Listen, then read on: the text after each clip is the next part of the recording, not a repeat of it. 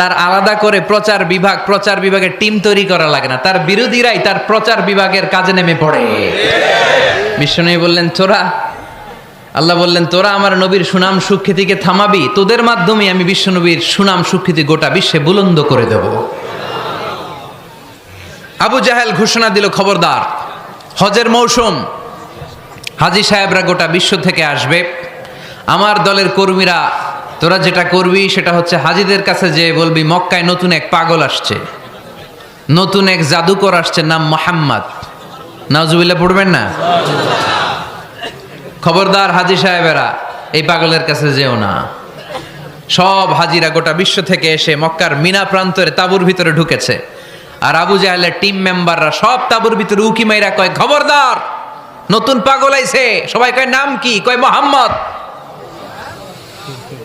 নতুন পাগল এসেছে, নাম মোহাম্মদ। নতুন জাদুকর এসেছে, তার নাম মোহাম্মদ। খবরদার, তার কাছে যেও না, তার কথা শোনো না, শুনলে তোমরাও পাগল হয়ে যাবা, তোমরাও পাগল হয়ে যাবা। সে এত বড় জাদুকর, মুহাম্মদ সাল্লাল্লাহু আলাইহি ওয়াসাল্লাম এত বড় জাদুকর, তার জাদু দেখলে, তার কথা শুনলে হাজবেন্ড ওয়াইফের মধ্যে সম্পর্ক বিচ্ছিন্ন হয়ে যায়।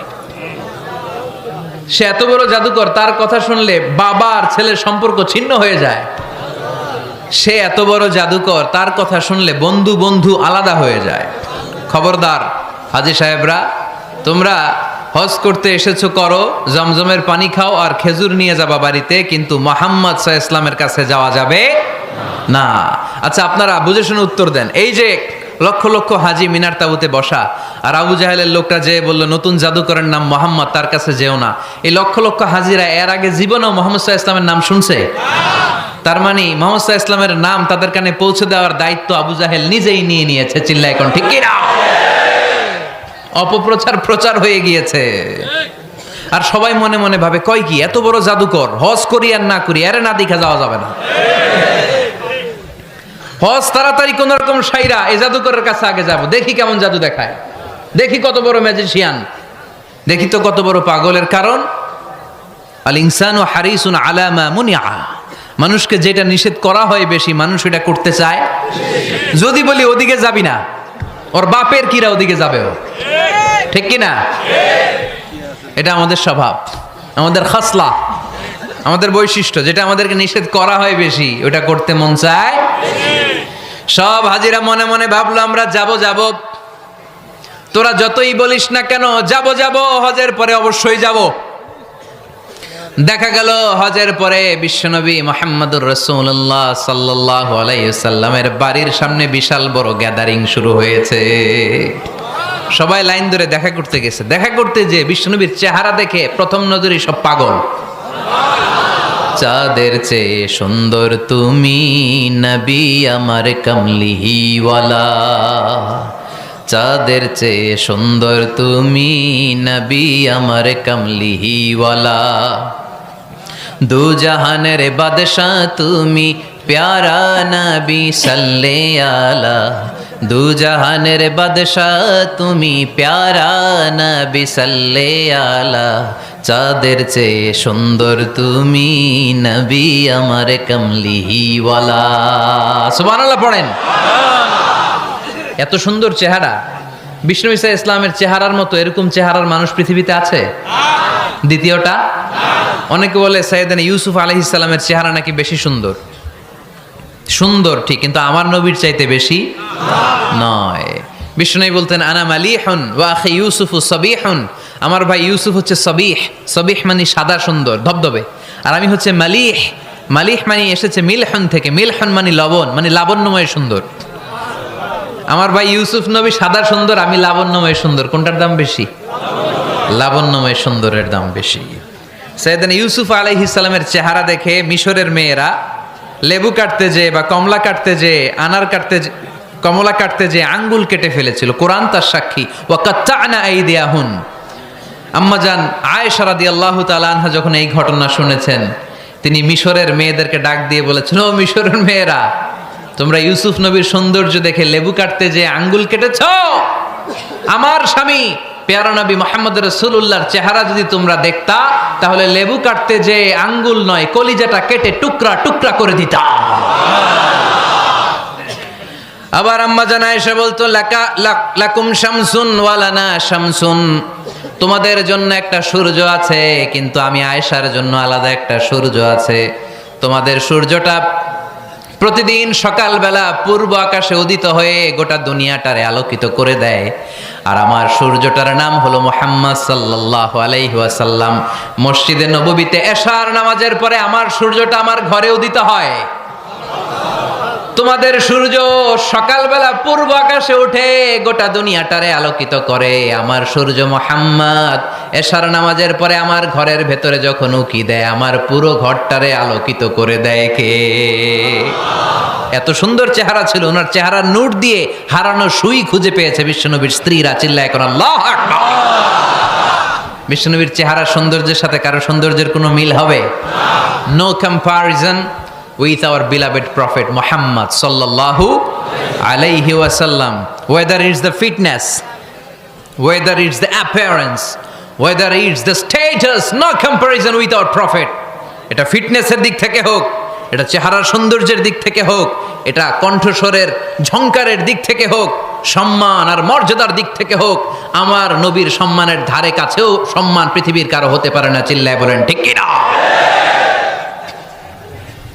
এজন্য আল্লাহ বললেন ওয়ারাফা'না লাকা যিকরাক, নবী আপনার সম্মান বাড়াতে বাড়াতে আমি আকাশচুম্বী করেছি। লোকজন সব যে বিশ্বনবীর দরবারে লাইন ধরেছে, হাজিরা সব বিশ্বনবীর কাছে যে চেহারা দেখেই কুপকাত, বাকি জিনিস তো পরে। অনেকে আছে না, চেহারা দেখলেই মানুষ পাগল হয়ে যায়, আছে না নাই? চেহারা দেখেই পাগল, চেহারা দেখেই পাগল। তারপর তারা মিলাতে লাগলো।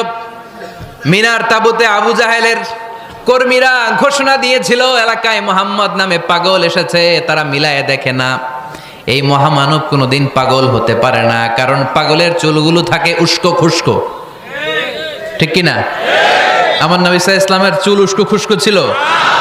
কত সুন্দর চুল আঁচড়ে রাখতেন, জাইতুনের তেল দিতেন, আতর ঢেলে মাথার শীতির মধ্যে ঢেলে দিতেন, কপাল বেয়ে বেয়ে পড়তো, আর যেখানে সেজদা দিতেন সেজদার জায়গা আতরের ঘ্রাণে আমোদ হয়ে যেত।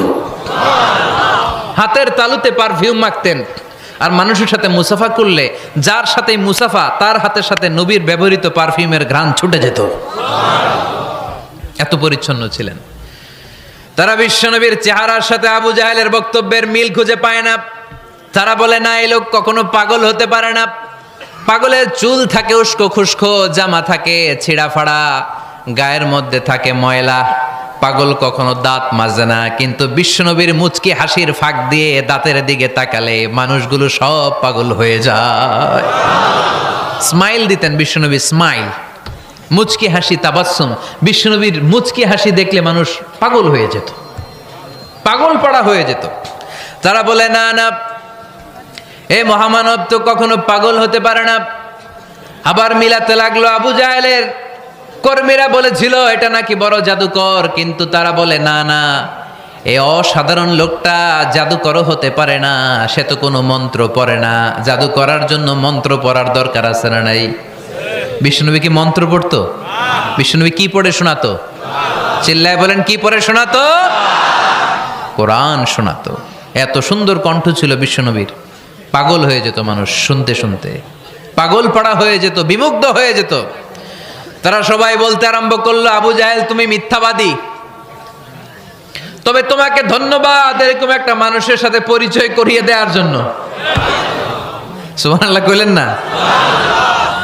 আমরা মেনে নিতে পারলাম না সে পাগল নয়, জাদুকর নয়, সে হলো এই জামানার পয়গাম্বার। আমরা পড়ে নিলাম লা ইলাহা ইল্লাল্লাহু মুহাম্মাদুর রাসূলুল্লাহ সাল্লাল্লাহু আলাইহি ওয়াসাল্লাম। ওয়া রাফা'না লাকা যিকরাক, নবী হে এইভাবে আমি আপনার সম্মানকে বাড়িয়েছি।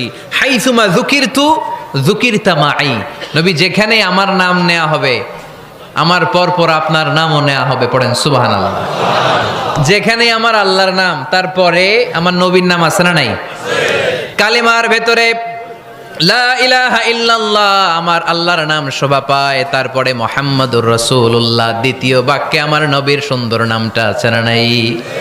কালেমার মধ্যে প্রথমে আল্লাহর নাম, তারপরে নবীর নাম হাইসুমা যুকিরতু যুকিরতা মাই।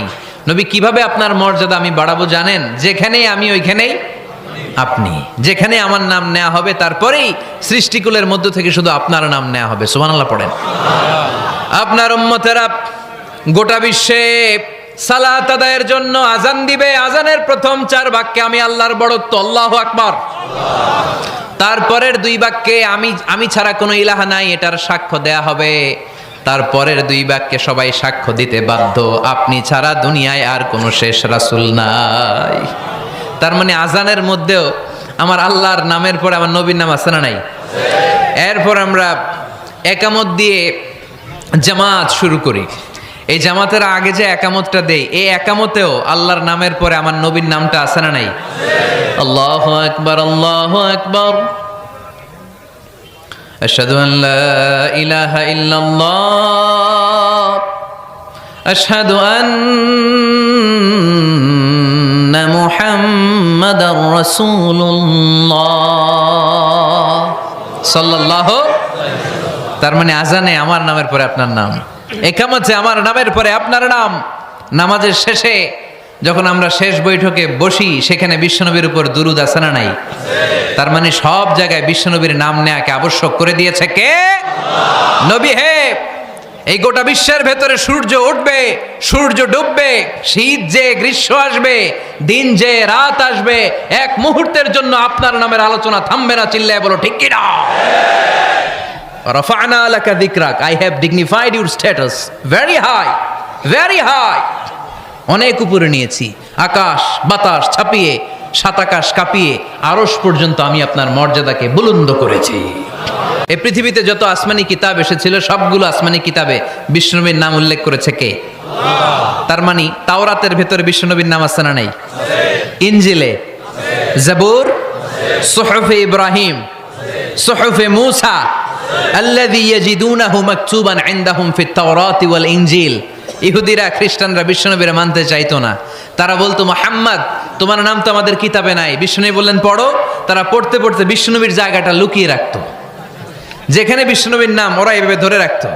বিষ্ণু সাল্লাল্লাহু আলাইহি ওয়াসাল্লাম এক সাহাবাকে বললেন, আমি তো ওদের ভাষা বুঝি না, তুমি ওদের ভাষা বুঝে দেখো কোন জায়গায় চোরামিটা করে।